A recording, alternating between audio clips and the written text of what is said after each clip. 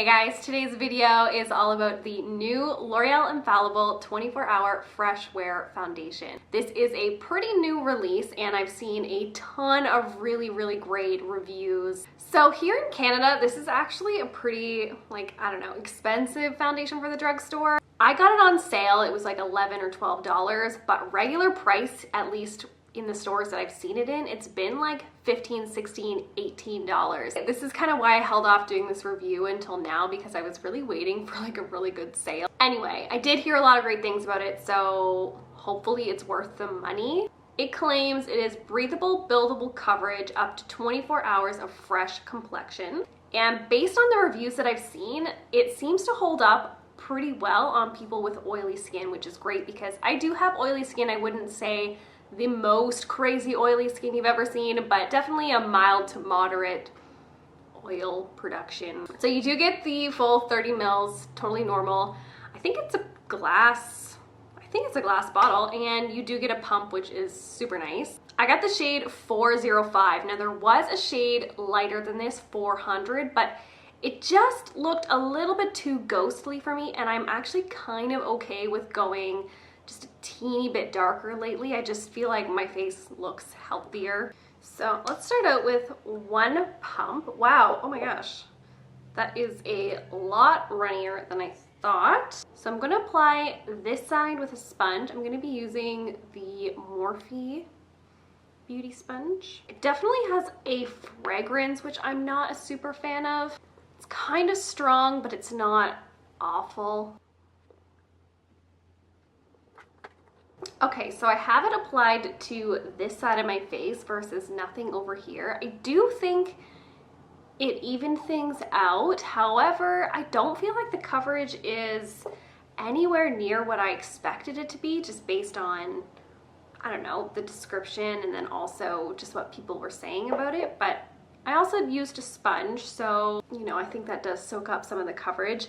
It is drying a little bit darker, so here's a fresh dot that I just pumped out versus like here is some leftover foundation from the first pump that I did. So I'm just going to try and build that up just in the places where I have some acne scars, because it did say it was a buildable formula.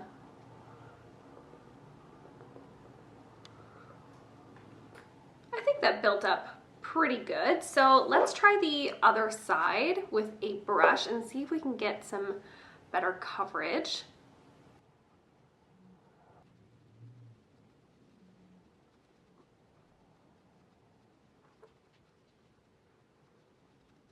Okay, so here's what it's looking like now that I've applied it to my whole face. It does look very nice. Like, it looks very natural. It's not like emphasizing my pores or texture. I think with the amount that I applied, I'm probably at a good medium coverage. I certainly wouldn't call this full just on like an initial application. It feels like it's drying down to pretty powdery like finish. I feel like it's gonna crease. Like, I can just see like my line, I don't know, looking a little bit cracked already. And then same with my smile lines. The color isn't super great for me, but it's not terrible either. I find that it's just like a little bit more rosy peachy than like my natural undertone, but it doesn't look terrible and it's not drying too much darker. I feel like if you have dry skin with like actual dry patches and flakes, then it will pick up on that. I do have like a couple tiny little dry patches around my nostrils, and I mean, it definitely is clinging to that. I don't love the fragrance. I feel like I can still smell it. It's kind of giving me a headache. It's not like crazy strong, but it's strong enough. This formula and the way that it looks reminds me a lot of the Urban Decay Naked Skin Foundation. So if you are a fan of that one and you're looking for a cheaper option, then I probably would recommend this just based on my first application. Okay, so I'm gonna wear this foundation for the rest of the day. I'm gonna be going out and doing some things, so we'll definitely put this to the test. I'm not going to be applying a powder on top of this just because I do like to see how it wears on its own. I'm not a super fan of powders anyway. And I also did not use a primer with this. All I did was moisturize with the Clinique ID Dramatically Different Hydrating Jelly with the purple insert, which is for like plump matte-ness. It is 10 a.m. right now, so I will check back in with you guys later on. Hey guys, so I've applied the rest of my makeup, so I just wanted to give you just a very quick look so we can see my starting point. I will list everything that is on my face in the description box below, but it still is looking really great. It's been on for about a half an hour at this point. Creasing has stayed the same. It hasn't gotten any worse. It completely dried down and it feels like it's very stuck to my skin. Like it feels like it's going to be very long wearing, which is great. I do think that as it continued to dry down, it did get a little bit more matte. Like it really doesn't have that natural satin glow to it anymore. What you see here is just my highlighter. Looks good, feels good, very lightweight. And I will be back later on to show you how it wore on my oily skin. Hey guys, so the foundation has been on for 5 hours now, and it still looks pretty much exactly the same as when I first applied it. It's holding on to my blush and highlight pretty well.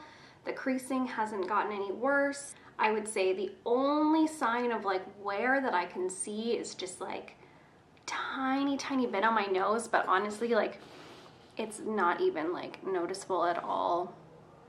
I'm not oily yet. It's not separating, and yeah, it's still really on there. All right guys, this foundation has been on for almost 8 hours. I'm gonna lose sunlight, so I figured I'd better check in now. So to be honest, it looks really good. I'm starting to get a bit shiny on my nose. It's not like super noticeable, but there is like a little bit of shine coming off on my fingers, but I'm not really seeing any transfer. I'm going to just pat my face with the palm of my shirt just to see if I get any transfer.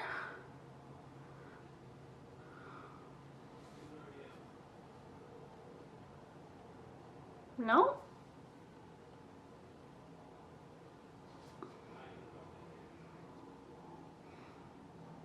I'm not getting any transfer on my black shirt, so that's awesome. And I really don't feel like it wore off hardly at all. Honestly guys, I'm really impressed. I think that if you're in the market for a foundation and you're looking for something that is a little bit cheaper than what you can get at Sephora, then I would definitely recommend this foundation. The highlights are definitely that it's long lasting, it's decent oil control, it's very lightweight. It had a pretty nice natural matte finish. I wouldn't call it glowy, so if you're looking for something that's like a little bit more glowy and healthy, like I probably wouldn't go this route, but I think it looks really nice. The cons for me are just, one, the scent. It did eventually go away, like probably within like an hour or two. But yeah, the initial scent, like if you're really sensitive, that might be a deal breaker. The color, again, I got 405. It's actually pretty good. Like I'm not complaining. It's not perfect, but it's not like too crazy pink or too crazy orange. Like it's pretty good. I do find that drugstore foundations usually don't have like an amazing shade selection, or at least an amazing undertone selection. Is this my new favorite foundation? I don't think so. Like I think that I still like my Stellar Limitless foundation and my Estee Lauder Double Wear Light foundation. Those are probably my two favorites right now. But this is probably my favorite drugstore foundation right now. So if you're looking for something like slightly more affordable, even though this is kind of pricey for the drugstore, I definitely would recommend it. And again, I would say this is a pretty close dupe for the Urban Decay Naked Skin Foundation. Anyway guys, that is the end of this video. Please give it a thumbs up if you enjoy foundation reviews. If you're not already, please subscribe to my channel, and I will see you in the next one. Bye.